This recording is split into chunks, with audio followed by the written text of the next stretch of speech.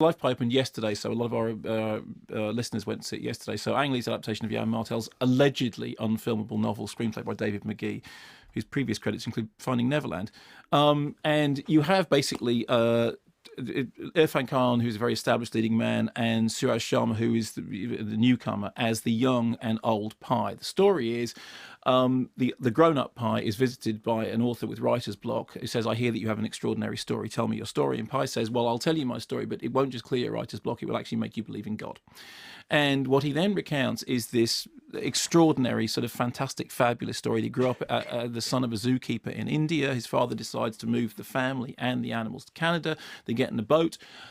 As the boat is crossing the sea, the boat sinks, and our young hero is then cast adrift in a lifeboat with zebra, hyena, orangutan, and a huge Bengal tiger called Richard Parker. Pretty much everybody knows this because that's the poster campaign, is the boy in the boat with the tiger. What follows is a story that then kind of crosses Jonah and the Whale and Gulliver's Travels and a little bit of Castaway. It's a tale of extraordinary islands, magical places, fabulous situations, all of which have about them the ring of truth, but with an air of artifice at the same time. Here's a clip. I never thought a small piece of shade could bring me so much happiness. That a pile of tools, a bucket, a knife, a pencil might become my greatest treasures, or that knowing Richard Parker was here might ever bring me peace. In times like these, I remember that he has as little experience of the real world as I do. We were both raised in a zoo by the same master. Now we've been orphaned, left to face our ultimate master together. Without Richard Parker, I would have died by now. My fear of him keeps me alert. Tending to his needs gives my life purpose.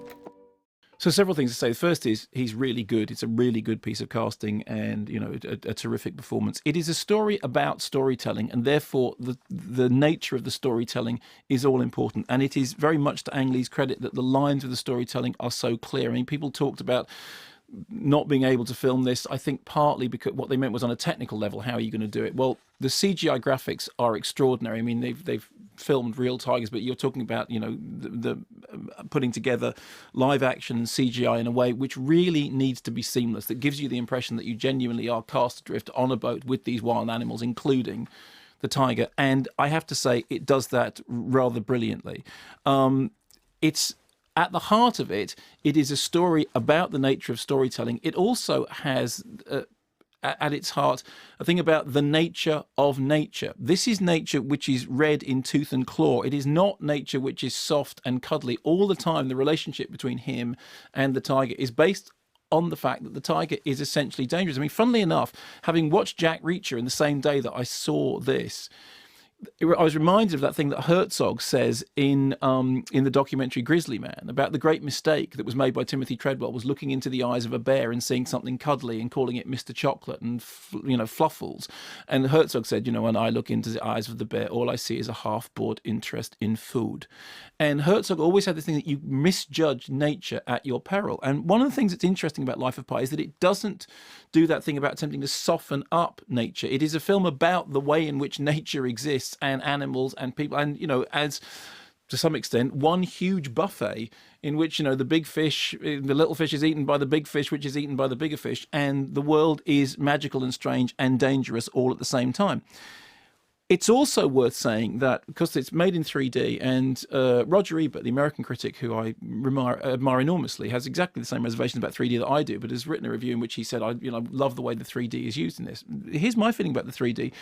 I certainly, as with Hugo, it's one of the films in which the 3D hasn't bothered me. I mean, for one thing, it is the pace of the editing and the fact that an awful lot of it consists of sort of fabulous tableau.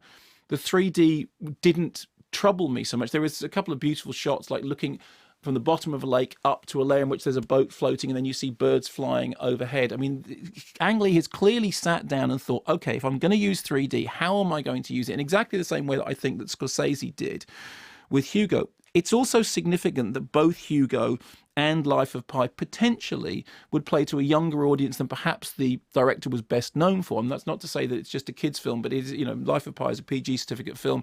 Hugo was a film, I think it was PG or 12.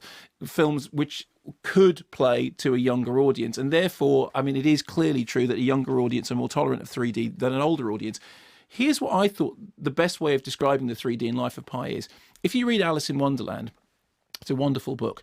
And one of the things that I was given, a friend of mine was given as a Christmas present recently, was a pop-up Alice in Wonderland book. And it was beautifully constructed. And when you open it, these unbelievably cleverly constructed, paper, cardboard things, come out of the book. And then you read the book and they're beautiful. There's no two ways about them. They're beautiful. And on a technical level, they're really quite astonishing. As you read the book, you realize that they are window dressing. What's actually working is the text, is the story. And if you had a paperback of Alice in Wonderland in your back pocket, it would do exactly the same job. That's not to say that the pop-up book isn't beautiful and wonderful and magical for a while, which it is. And I felt the same way about Life of Pi. It's the best 3D use of 3D that I've seen, and you can put your Hobbits to one side. It is, for my money, a more effective use of 3D. We know already how skeptical I am about 3D, and I doubt that I'm ever going to be wholly won over by the format. But if it's going to be there, I'd rather it was being used in this way by somebody like Ang Lee, who has really sat down and thought, how can I do it in a way that works best for the film and isn't intrusive for those who aren't particularly overwhelmed by it. I'm going to go and see it again in 2D because I still have a residual feeling that for me, it's the text underneath. I don't really need the pop-up book, which is not to say that I can't be delighted by having it on my knee, but actually what's going to last me through the years is the paperback that I carry around in my inside pocket. To me, that's what the 3D is like in Life of Pi. The most important thing about it, however, is that lovely embellishment aside, it has terrific central performances. It is very clean storytelling lines. It is a film which does have genuine philosophical import. I mean, it is about the nature of stories, the nature of religion, the nature of belief, the nature of nature. And it does all those things in the way that great fairy tales do. It doesn't feel like somebody lecturing you or telling you off or explaining to you that this is the moral of the story. It does. The moral comes out of the storytelling itself, because in the end, it's about the nature of stories. I liked it very, very much. I'm not a 3D convert, and I doubt that I ever will be, but it's the best 3D I've seen.